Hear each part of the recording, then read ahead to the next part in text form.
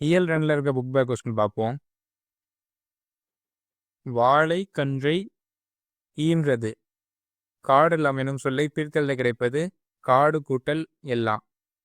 கிழங்கு கூட்டல் எடுக்கும் என்பதை சேர்த்தெழுத கிடைக்கும் சொல் கிழங்கெடுக்கும்.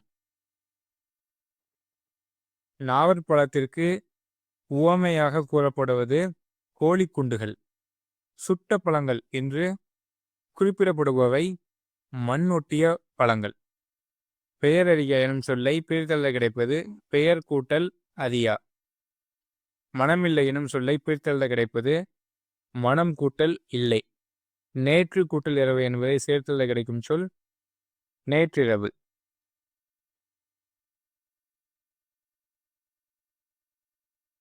ஆசி யானைகளின் ஆண் பெண் யானைகளை வேறுபடுத்துவது தந்தம். யானைகள் பார்த்தீங்கன்னா 2 யானை. ஒன்று ஆசிய யானை, ஆப்பிரிக்க யானை. ஆப்பிரிக்க யானையில் வந்து 2த்துக்குமே தந்தம் இருக்கும். ஆசிய யானையில் வந்து ஆண் யானைக்கு மட்டும்தான் தந்தம் இருக்கும். தமிழகத்தில் புலிகள் காப்பகம் அமைந்துள்ள இடம் முண்டந்துறை. காட்டார் எனும் சொல்லை பிரித்தெழுத கிடைப்பது காடு கூட்டல் ஆறு.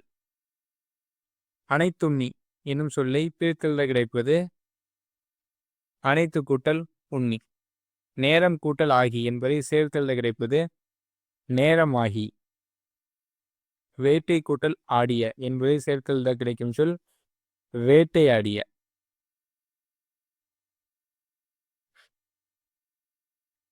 காட்டின் வளத்தை குறிக்கும் குறியீடு என அழைக்கப்படும் விலங்கு புலி. யானை கூட்டத்திற்கு ஒரு பெண் யானை தான் தலைமை தாங்கும்.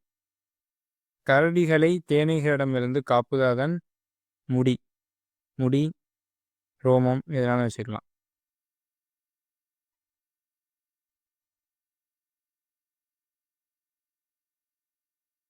வேட்கை எனும் சொல்லின் ஐகார குறுக்கம் பெரும் மாத்திரை அளவு. 1. மகர குறுக்கம் இடம்பெறாத சொல் பணம் கிடைத்தது. சொல்லின் முதலில் மட்டும் இடம்பெறுவது ஔகார குறுக்கம்.